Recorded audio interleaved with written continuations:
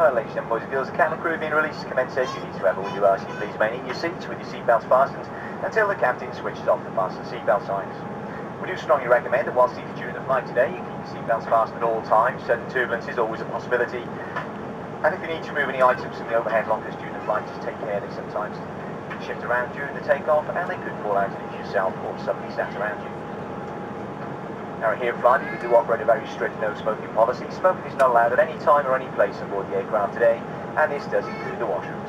And for your convenience, there are two of these washrooms on board. One's located at the front of the cabin and the second at the rear, and both of these are fitted with sensitive smoke detectors. Small note, for anybody needing to use the washroom today, you'll find the flush is the small blue button located directly above the toilet roll.